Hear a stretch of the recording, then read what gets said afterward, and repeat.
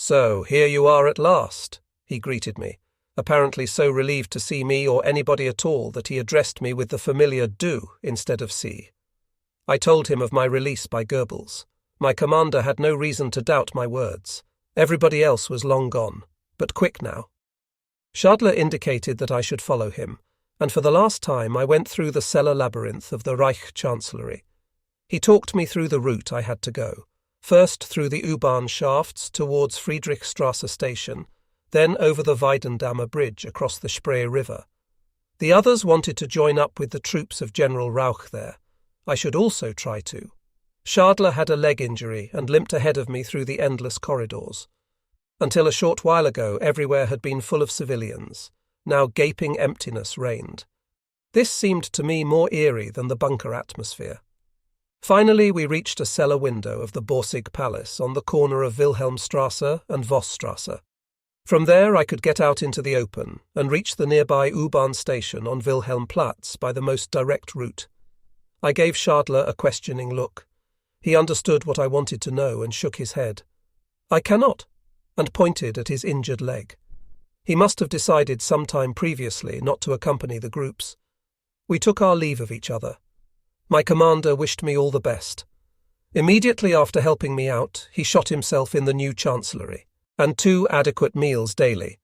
Crutches as well.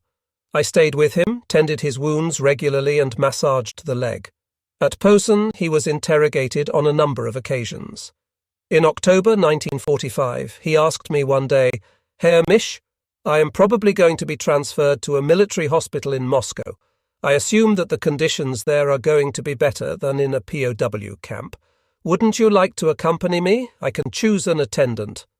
It did not take me long to make up my mind. In my total naivety, I thought it would be a good idea to join up with Bauer, that it would be better for me at his side than in a Russian POW camp in some inhospitable place in this gigantic country. "Yes, thank you. I would like to. I shall accompany you." Bauer nodded. The Russians still did not know who I was. A few days later we were brought to Moscow, or at least to Mosaisk at first, a good 100 kilometers west of the Soviet capital. We would soon be proceeding to the military hospital, they said, and sometime later a transport was made available for Bauer and myself. However, instead of the military hospital, we were brought to the notorious Butyrka prison and to interrogation in the NKVD secret police prison at Lubyanka. Hitler had once referred to this place as the rat trap. The first thing I did was open the strap of my wristwatch. It was an expensive model from Switzerland, a limited edition of 2000 made for the Foreign Ministry. Diplomat Hewell had presented it to me. They were intended as gifts to guests. I allowed the valuable timepiece to drop to the floor where I trod on it and slowly ground it underfoot. The watch shattered with the crunching. The Russians, whose wrists were graced by many similar pieces of booty, were not going to get this one. Linger tossed his watch away in a high trajectory. "There it goes, the boss's watch," he said. I did not know from this whether he meant that it was Hitler's watch, which he had taken from him at his death, or his own watch, a present from Hitler. Just at that moment, as the watch flew through the air, the Russians shooed away an old woman who had wanted to give us some water. The watch landed near her. She bent down, picked it up, and unnoticed by the Russians, who had already turned away from her, tucked it into her pocket. Shortly after, there was shooting. A completely crazy scene now played out before our eyes. A Red Army soldier guarding us, perched on a heap of rubble, suddenly opened fire on a group of his own comrades some distance away. He fired a salvo at the lower ledge of a window front on which some Russians were leaning. Some returned fire. They were actually picking each other off. Utter madness. They must have been drunk out of their minds. This was too much for Linger. He stared at the ground. "I am going to shoot myself now," he said in a choked voice, and with trembling hand raised the pistol which he had kept hidden from the Russians until now. I knocked it out of his hand. "Don't be stupid. When you can, do the same as with the watch," I hissed at him. Linger's Walter PP now followed his watch through the air. About an hour later we decided between ourselves that it would be better if we did not remain together so as to reduce the risk of being recognized. All the time I had known him, I had not built up a real relationship with Linger and was cautious with him. He squeezed himself through to some of our fellow sufferers at the collection place about 50 meters away from me. Towards evening, we were led off towards Berlin-Buch, where we spent the night in a meadow under the open sky. I did not see Linger again. We got into the train at Württemberg. When we reached Landsberg under Wörth, there were thousands of soldiers in the reception camp set up there by the Russians for POWs picked up in and around Berlin. I looked around, hoping to find someone whom I knew. Here I actually did come across some of my colleagues. I talked about the burning of Hitler's body with Hans Hofbeck, the RSD secretary who had kept me informed about the business with Fegelein. He told me that, at the moment when the bodies of Hitler and Eva were burning, 2 civilians had appeared on the Foreign Ministry wall. They were in the wrong place at the wrong time and had to pay for it with their lives. Apart from those whom Hitler had selected for the purpose, there were to be no witnesses to the immolation. Hofbeck had established from their papers that they were Poles. What they were doing there and where they came from could not be determined. Later the Russians persisted in showing a photograph of a body found in the Reich Chancellery garden, which they took initially for Hitler. From the photo produced for me, it was obvious that the assumption was incorrect. The man was wearing darned socks. Probably he was one of those unfortunate civilians, and had a moustache just like Hitler's. Behind a barbed wire fence, I suddenly noticed Helmut Frick, whom we had lost in the U-Bahn tunnel. He stood among soldiers who belonged to the NKFD. Now it was clear to me, he must have been working for the other side for some time. From Landsberg we went to a transit camp at Posen. One day on the march there I recognized Hans Bauer, Hitler's pilot, sitting in an open field. I knew him well from the many flights I took with him while accompanying Hitler as courier. "So how are you?" Nothing any more ridiculous to say did not strike me. "You can see, Mish," he replied, pointing to what remained of his right leg. "Amputated, without anaesthetic, with a pocket knife." The leg had had a wound about 10 centimeters below the knee and had been sawn off. "Is there anything I can do for you?" I asked. He mentioned fresh dressings and a bowl of water. While I was washing it and renewing the bandages, he told me he did not have it so bad. He frequently got clean dressings. Chapter 17. My 9 years in Soviet captivity. Flight Captain Bauer and I shared a cell that was bitterly cold and unheated. Bauer received no more dressings. The wound could not heal properly under these conditions. We persisted in our requests for medical treatment, but these were turned down. In December there began endless inquisitions by the Stalinist interrogation officers. Bauer was beaten and mistreated. Then he made the portentous statement, "For that you should ask my attendant. He knows more about it than I do." Then it was my turn.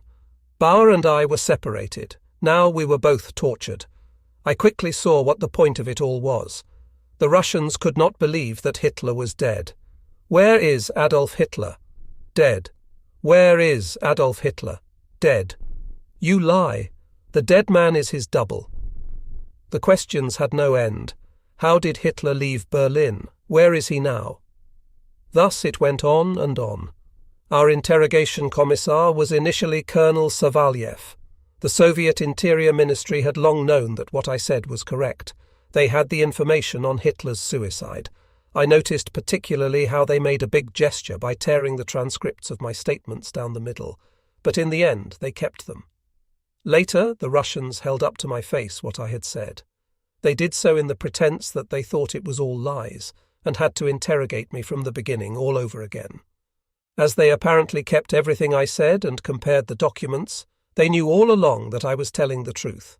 Yet my tormentors, Colonels Stern, Savalyev, Schweitzer, Gagazi and Seltenvar too, would not let up. Stern and Seltenvar were Jews. They never let a word drop about death camps. Nobody ever mentioned them. All they were interested in was Hitler's death. If they had wanted to learn anything from me at this time about concentration camps, they would have been disappointed, for I knew nothing then about what went on in them. During the interrogation I was beaten repeatedly about the face, and my feet were trodden on. Once I was given an injection, and next day I had a high fever. The interrogators fetched me out all the same, made me show them the site of the injection, which now was painfully inflamed, and then they tortured me there. On other days, the interrogating colonel would take a book or hole punch from his table and throw it at me. Often I had stand near the wall, and then they would hit my head against the wall from behind. If I turned round, they would hit me in the face. Always, when I thought they had enjoyed themselves enough, they would start all over again. Finally, I was told that members of my family were present in the jail, and they were not having it any better than I. I could go back to my wife, however, as soon as I told the truth. There was always somebody waving a pistol in my face. In February 1946, I was put into a cell so cold that a layer of ice had formed on the walls. The iron bedstead was equipped with a very thin mattress and a blanket 150 x 50 centimetres. One had to choose whether to rest one's head or feet on the frosty iron. My clothing was taken away, and I was given ripped dungarees and shoes fit only for the rubbish dump. I had no socks or rags to wrap around my feet. I shared this cell with another inmate, Robert Koch. This prisoner got a bed, a greatcoat, double blankets, and officer's food. He was not allowed to give me anything from the latter. I found out later that he was probably a stool pigeon. His privileges were an extension of the torture. I hardly ever spoke to him. I was deprived of sleep over a period of 40 days. Only on Saturday and Sunday nights could I use my bed. On the other days I would be hauled out of my cell at 2200 HRS for questioning, which however never began before midnight. The 2-hour wait I had to spend in a cell 60 by 60 centimetres, in which it was possible only to stand. Often the interrogation would be cancelled, and I would then spend the whole night standing up. I can still hear today the rattle of keys and the crash of the cell door when I was fetched. The interrogation methods, or rather the torture, were increased. Now I was stripped naked, laid out on a table and whipped. A cat o' nine tails was used to flay my testicles, my head and the soles of my feet. If I slipped off the table, the whipping would be continued on the floor. Now and again, lying in my excrement, I would lose consciousness. Then they would wake me up to give me an ice-cold shower, while somebody kept hitting my head against the wall tiles. Often I would only come to in my cell, or find myself redressed and lying on a stretcher in some room or other. 2 guards would then tow me back to my cell, or supporting me under the armpits, drag me back like a wet sack. They liked a good laugh. You know what you look like, really gorgeous like a bird of paradise. They had looked up this term specially in the German dictionary. A female doctor painted my wounds with some kind of green paste. My ordeal lasted a week, 10 days, 12 days. I no longer felt human, and I longed for death. On the 12th day I asked for a piece of paper. Before I went insane, I wanted to leave them something to remind them I was a human. I was given the paper and I wrote to the responsible Minister of the Interior, Beria. My statements are true and correspond to the facts. The interrogators do not believe me. I continue to be mistreated in an inhuman manner during the interrogations, but I hold to the truth. Apparently the idea is to beat me to death. As a soldier, I request you order that I be shot dead. I gave the paper to a guard. I was immediately led into the interrogation room. So he wants to be shot dead, does he? The officer aimed 2 pistols at me, then let them drop and shook his head with a grin. You can die, but we will beat you to death. No, half beat you to death slowly. Then I was given more of the cat o' nine tails, but this time without being undressed. Back in my cell, I was not aware that this would be the last night of the heaviest torture. My written request had actually been forwarded to the addressee and is now to be found in the Moscow archives, where the BBC discovered it. Next day, I was given a wonderful meal. I never touched it. I just wanted to die. From the end of March until April 1946, I was well fed and given reasonable clothing. At the end of April, I was taken to Berlin by train. Bauer, Link, Gunsch and I were to be held in readiness as witnesses at the Nuremberg trials. The train journey lasted at least a week. The daily rations consisted of 400 grams of bread and nothing else. When I arrived at the Lichtenberg Women's Prison in Berlin, I had not had anything to drink for 2 days, over the whole stretch since Brest-Litovsk. I was locked in a bare cell. My belongings were removed, including my cutlery.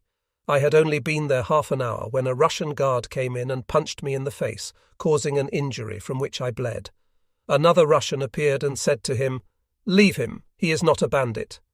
I requested some water. Nayet. I got some watery soup on the second day. It arrived in a 12-litre jug. There was no spoon. From now on, this jug served all my needs: eating, drinking, urinating, defecating. I was kept locked up for 7 weeks. I made several protests at the conditions. I got a severe chill, for which a German doctor treated me. When I mentioned the unreasonable hygienic conditions, he said with regret, "I am sorry, but I cannot do anything for you. It is beyond my sphere of influence." Once during an interrogation by a Soviet lieutenant colonel, I made a complaint. He let me describe the conditions fully, and then promised, "That should not be. I shall bring those responsible to account and ensure that you receive the treatment you are entitled to as a detainee, not an accused, but a witness." Nothing changed. I insisted on being allowed to see my wife and daughter, otherwise I would not say anything and let myself be shot. Again and again I was given the comfort of a promised imminent visitation. Once they even sent a young lady to my cell to shave my face. "Your wife will be here soon." But these promises were all empty. I understood that they took Linger to what remained of the bunker. Everything was sketched and measured, and forensic scientists examined the bloodstains. I was not required to attend. One day we were informed that we would not be needed as witnesses at the Nuremberg trials. I never heard a word during all this time about concentration camps and Hitler's mass murders, nor about how the trials were going. Crown witness Nix, Allied decision. I could hardly credit it that I had spent 7 weeks only a few kilometers from my family, had not seen them, and would now be taken back to Moscow. By the end I was totally debilitated, physically and psychologically. Flight Captain Bauer and I shared a cell that was bitterly cold and unheated. Bauer received no more dressings. The wound could not heal properly under these conditions. We persisted in our requests for medical treatment, but these were turned down. In December, there began endless inquisitions by the Stalinist interrogation officers. Bauer was beaten and mistreated. Then he made the portentous statement, "For that you should ask my attendant. He knows more about it than I do." Then it was my turn. Bauer and I were separated. Now we were both tortured. I quickly saw what the point of it all was. The Russians could not believe that Hitler was dead. Where is Adolf Hitler? Dead. Where is Adolf Hitler? Dead. You lie. The dead man is his double. The questions had no end. How did Hitler leave Berlin? Where is he now? Thus it went on and on. Our interrogation commissar was initially Colonel Savalyev. The Soviet Interior Ministry had long known that what I said was correct. They had the information on Hitler's suicide. I noticed particularly how they made a big gesture by tearing the transcripts of my statements down the middle, but in the end they kept them. Later, the Russians held up to my face what I had said. They did so in the pretense that they thought it was all lies, and had to interrogate me from the beginning all over again. As they apparently kept everything I said and compared the documents, they knew all along that I was telling the truth.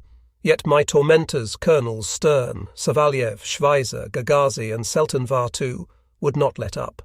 Stern and Seltenvar were Jews. They never let a word drop about death camps. Nobody ever mentioned them.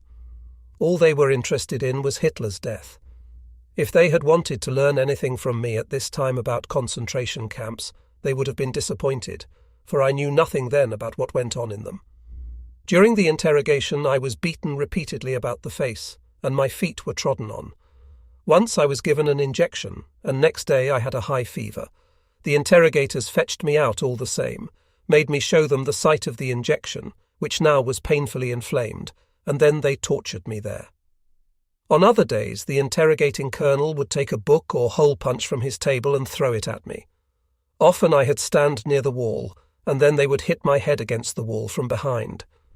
If I turned round, they would hit me in the face. Always when I thought they had enjoyed themselves enough, they would start all over again. Finally, I was told that members of my family were present in the jail, and they were not having it any better than I. I could go back to my wife, however, as soon as I told the truth. There was always somebody waving a pistol in my face. In February 1946, I was put into a cell so cold that a layer of ice had formed on the walls. The iron bedstead was equipped with a very thin mattress and a blanket 150 x 50 centimetres. One had to choose whether to rest one's head or feet on the frosty iron. My clothing was taken away, and I was given ripped dungarees and shoes fit only for the rubbish dump. I had no socks or rags to wrap around my feet. I shared this cell with another inmate, Robert Koch. This prisoner got a bed, a greatcoat, double blankets and officer's food. He was not allowed to give me anything from the latter. I found out later that he was probably a stool pigeon. His privileges were an extension of the torture. I hardly ever spoke to him. I was deprived of sleep over a period of 40 days. Only on Saturday and Sunday nights could I use my bed. On the other days I would be hauled out of my cell at 2200 HRS for questioning, which however never began before midnight. The 2-hour wait I had to spend in a cell 60 by 60 centimetres, in which it was possible only to stand. Often the interrogation would be cancelled, and I would then spend the whole night standing up.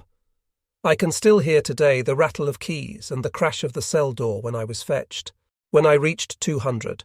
For some time I shared the cell with Dr. Richter, the former business director of the Adam Opal Works. They had finally separated me from Stark. Dr. Richter never returned home and died in Soviet captivity. After my return to Germany, I visited his widow at Rüsselsheim. She invited me to spend a couple of days in the firm's guest house. I told her of the time her husband and I were together. For a while a Japanese general was my cellmate. He was not the only Japanese there. I made an effort to learn a few words of Japanese so that I could at least say please and thank you and such like. We got on quite well. I remember an Estonian chess master. I have no idea how many games I played with him, and on the occasion when he saw that I could mate him in 3 moves, it was pure coincidence. He refused to speak to me for 3 days. After 3 years in Moscow, I was transported by cattle truck to a camp near the town of Jezkazgan. The trip took 32 days and nights, and whoever survived it to reach this steppe prison in central Kazakhstan had withstood a journey under the most inhuman conditions. It was not possible to sit upright in the wagon. One had to lie the whole time with the head drawn in. I had terrible stomach pain. Moreover, my travelling companions were exclusively convicted Russian criminals, and so I had no chance of conversation. I spent 2 months in the special camp, then I was taken on to Karaganda in Kazakhstan. The word Karaganda, which translates as black stone, comes from a particular light, porous coal, which is abundant locally. In POW Camp 7099-1 at Spassk, the main camp of the Karaganda Gulag, I was declared capable of work. With 11 other prisoners, I lived in a stretch of prison territory in which one could move about more or less freely. We 12 made up a repair squad. We were transported by narrow-gauge railway several hundred kilometres into the town of Rudnik. On the way, we heard continual shooting. Our supervisors were amusing themselves shooting snow hares. At Rudnik, we repaired public buildings. I worked as a painter. It was a comparatively pleasant activity. We 12 were watched by only one supervisor, and we had enough to eat. We were able to prepare semolina or similar for ourselves on a small stove. Then I was confined to camp and could not travel out to work. Why, I have no idea. I succeeded in getting round the ban by borrowing the work card of another prisoner who remained in camp. The guards were constantly being changed and nobody knew who was who. We were counted off in 5s and that was it. At the work sites I was often given sign writing, caution cranes swinging round, and such things I painted on signboards in the finest script in German and Russian. It was almost as if I was employed in a Russian gulag in my profession of artistic painter. We were even paid 460 rubles. Of this, 400 rubles was retained by the camp administration, but the rest was paid out. With this money one could buy things in the camp shop. Margarine, for example. Margarine was important, for butterbrot. The Russians actually used this German word, was paradoxically only dry bread without butter. An almost pure butterbrot was butterbrot mit margarine. It was German margarine, a Russian at the till told me, but expensively wrapped in Russian paper. Here in Karaganda I met Sepp Platzer, the former valet of Rudolf Hess, and heard the whole story of his former chief's flight to Britain. I received mail for the first time in October 1948, a letter from my wife and one from my aunt. In September, I had written to Aunt Sophia for her birthday on a double-sided card, which had been handed out to us and on which we had to write our return address. This was the first sign of life from me that anybody in my family had received. Now finally I had a reply. In a judgment of the 21st of December 1949, based on a mass trial of German POWs in their absence, I was sentenced to death. I cannot remember exactly how I received the news, since I had not been informed of any trial or hearings, and so it provoked no emotion. To be threatened with death in the camps was nothing unusual. One judgment here, another there. In 1950, the penalty was commuted to 25 years forced labour. My crime was supporting the Nazi regime. In 1950, I went from Karaganda to Borovichi 10, which, bearing in mind the great distances in this country, was not far from Leningrad. There I met Flight Captain Bauer again, but was soon separated from him after it was noticed that we knew each other. Bauer was transferred to a neighbouring prison. At the beginning of my stay at Borovichi, I came into close contact with the Knight's Cross holder de la Roca of the Spanish Blue Division. The conduct of the Spanish in captivity impressed me very much. They were composed of two groups of enemies. The first was the so-called Red Spanish, anti-fascist, who had fled to the east at the end of the Spanish Civil War, or perhaps as children, had been taken off there by their guardians. Their lot in Russia was a hard one, locked up in camps and put to forced labour. The Spanish from the Blue Division, with a fascist and anti-communist background, had fought for the Germans as volunteers. Nevertheless, when any Spaniard was taken off for interrogation, then the others accompanied him and also reported. Without exception, there were no blue or red Spanish anymore, only Spanish. They stuck together, the Japanese too. There was little the Russians could do about it. They could hardly shoot them all. The same kind of thing did not exist among the Germans. If one of us was taken off for questioning, he went alone. No compatriot bothered himself about him. I saw another death sentence looming when I was accused, along with de la Roca, of having fomented a mutiny. For weeks they always gave us only maize pulp to eat. Maize pulp, and more maize pulp. Despite the memory of worse times of hunger which we experienced in Borovichi, we could not bear to smell, see, or eat maize. The very sight of the pulpy serving made us want to throw up. The other prisoners got the same. Somebody had pointed to de la Roca and myself as the troublemakers. Shortly before a real revolt broke out, the camp administration had a change of heart. The maize pulp came to an end, and they served up something else. At Borovichi, I met Rommel's former chief of the General Staff, Alfred Gauss.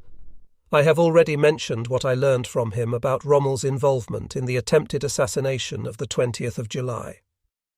As had been the case at Karaganda previously, mostly I was not able to leave the Borovichi camp. I was given a job as nurse in the camp hospital. A young Jewish female doctor worked there. It was thanks to her that a small camp orchestra could practice in the hospital. One day she had a patient who said he was a lead violinist. She knew how to prove it, she said, and felt for a gristly area on the neck. Violinists developed this gristle, she explained. She found the proof, and from then on the violinist could practice with his musician colleagues in the hospital. One day, after we had just finished treating a patient with a serious boil on his back, I saw tears in the eyes of our female surgeon. When Dr. Schwarzer, a German colleague, asked her what the problem was, for the little operation had gone off well, she broke down. She would not be coming back. They are deporting all of us to the Amur, where there are only swamps and mosquitoes, she cried. Still in tears, she went on to say that Stalin was forcibly resettling all Jews in that region. I never saw her again. After that, I went right through the country, spending years in various special camps. From Borovichi, I was taken to Tushino near Moscow. There I spent a summer building wooden sheds. After a while we noticed these were surrounded by small, symmetrically arranged flower beds. Somebody pointed to them and said, "Just look at those. Only Germans make them like that. They can only be Germans working there." We decided that after our shift we would leave a note under a beam. "We are German prisoners of war. Who are you?" We turned the beam in such a way that it would have to be repositioned to continue working on it, and the other prisoners would be bound to find it. Next day we had the answer: we are also Germans. Not until some time later did we learn more details about these camp inmates. The Russians had brought a number of important scientists to Tushino. Every morning a bus took them to an institute or university to spend the day researching. Towards evening they would return to the camp to work a little at building sheds. They were a group of atomic physicists who had once assisted the Nobel Prize winner Gustav Hertz. Once the Russians had sucked them dry of all their knowledge, many were simply tossed back into camp life. At Karaganda I had come across discarded researchers whom one could always recognize by their elegant dress, and they all wore hats. A transport brought me one day from Tushino to Sverdlovsk in the Urals. The camp commandant was an army captain who had been a POW in Thuringia. He had all the former SS men separated out, which gave me a bad feeling. Then came the surprise.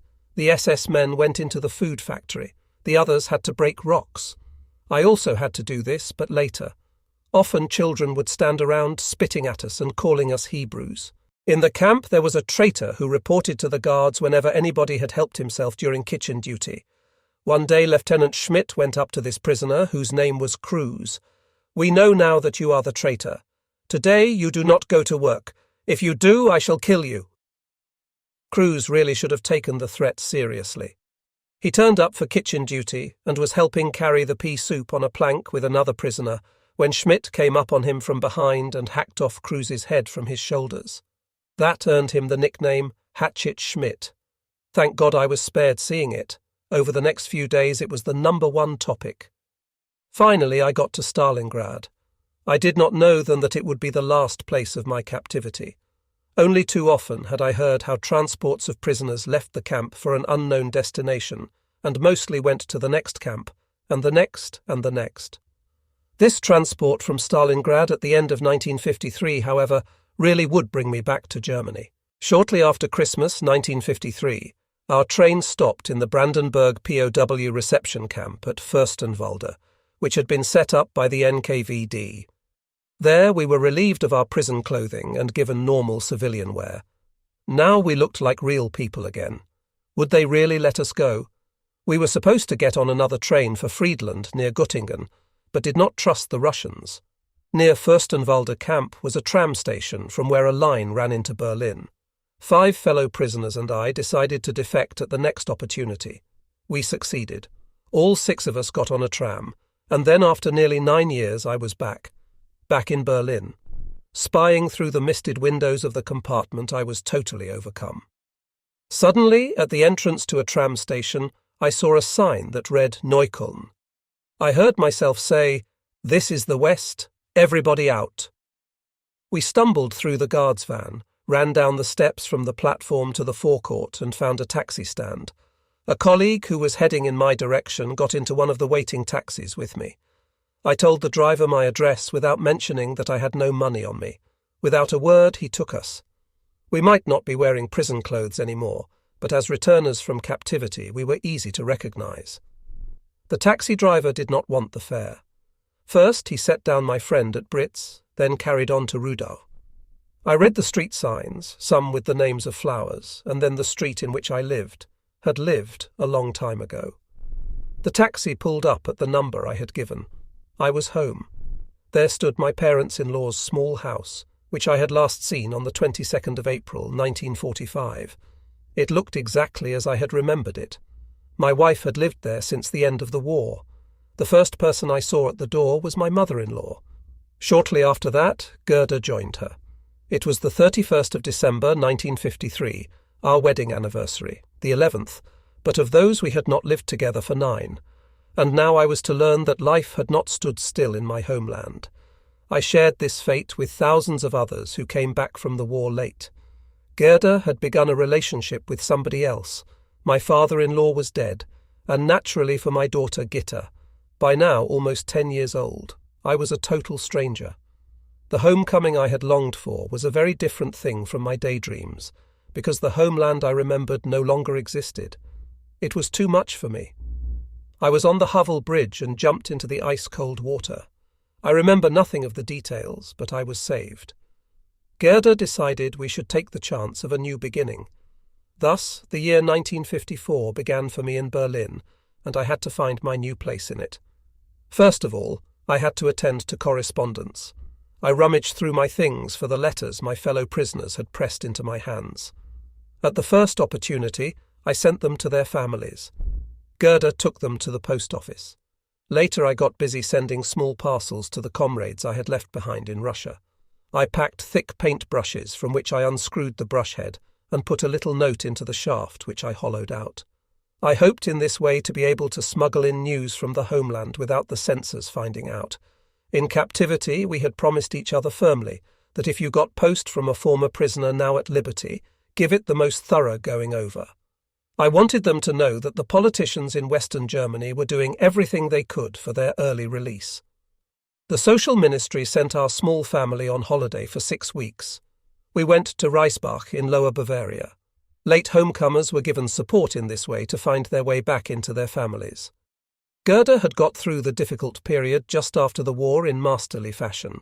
In 1945 she had re-entered the SPD, German Socialist Party, in 1946 the AWO, Workers' Welfare, and in 1950 the DGB, German Trade Unionist Federation.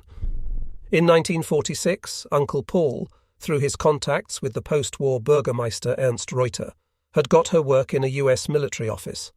She spoke English, and nobody cared when neighbours denounced her to the authorities as the wife of an SS man. Soon after that, Gerda took up teacher training. In 1951 she passed her second state examination, and since then had been teaching at a school in Neukölln. Later she was even appointed headmistress. What was I to do for a living? I took an apprenticeship to be a draftsman. That seemed to me to be a little along the artistic lines I had once travelled pre-war, and therefore suitable. Only a few weeks later, however, I gave it up. The instruction went totally over my head. I was incapable of assimilating it. After almost 10 years in Gulag, it was difficult to peel off the prison clothing. I had not yet arrived home mentally. The homeland was a place I still did not know. I was offered employment as a porter in a hospital. I turned it down. Push beds here and there? That seemed to be too undemanding an activity. I spent more than a year looking for something suitable. I received several offers, but nothing in Berlin. Some came from South Germany through old colleagues. Someone I knew from Swabia suggested I could take over as his commercial representative for rubberware of all kinds in southern Germany. The assortment ranged from rubber rings for glass jars to Paris fashions. I would like to have accepted, but Gerda was not prepared to leave Berlin. I came across Erich Kempke, Hitler's former chauffeur and motor pool chief. He was now a test driver at Porsche. He invited me to work with him, and I called on him in Stuttgart. Kempke got in touch with Jakob Verlin, whom I had known in earlier times. Verlin received me in his 6-room apartment in Munich. I could also be a driver, no problem, he gave me to understand. The day I met Verlin, he had to go to Italy, and he offered me his flat to spend the night. Here again I would have to work in South Germany, and Gerda was not prepared to leave Berlin. Finally, I heard through acquaintances that a shop selling artists' requisites was up for sale, its owner now wanting to retire. That would be just the thing for you, my friend said. It certainly would, but I had no money to buy it. In the end, I turned to a former general who helped late homecomers. He sent me to Gräfin von Eisenberg. She was the chairperson of an association helping former POWs to get back on their feet. Princess von Eisenberg was especially impressed by my story and organized a meeting with politicians in Bonn. She accompanied me, for example, to a meeting with the CSU, Christian Socialist Union deputy Caspar Sebold, and Sebold related my story to Finance Minister Fritz Schaffer. Finally, I was invited to a talk with Schaffer, who wanted to know all the details of my time with Hitler. Thus we spent half the day talking about that before we came to my present predicament. I assume that this conversation contributed to capital being made available a little later for a fund to support late returners. I got a loan of 28,000 Deutsche Mark from the Grund- und Kreditbank, and finally I was able to buy out the 76-year-old owner of the artist and interior decoration shop at Kolonnenstrasse 3 at Berlin-Schöneberg. When my Aunt Sophia was looking for a flat, I asked my local postman if he could help. He asked around, and my aunt was very grateful to be able to occupy a new flat, also in Kolonnenstrasse, before moving into the old people's home at Rudau, where she died, aged 87. I liked us being close to each other and would regularly go there for lunch. When I met my old colleague boxer Adolf Kleinholdermann around this time, he made me an unusual offer. He had started up a small peanut butter factory, and would I like to buy him out?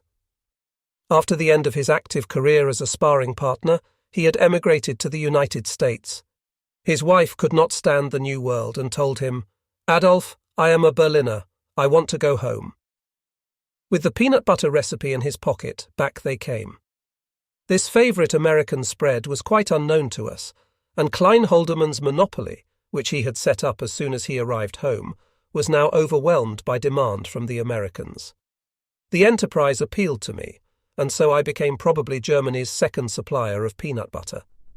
The recipe was top secret and very successful, the magic word being lecithin. The Americans stationed in Berlin could not get enough of it, and my production hardly met the demand. The only problem was German law. Under the food regulations, butter came from milk, an animal product. Peanut butter could therefore not be butter,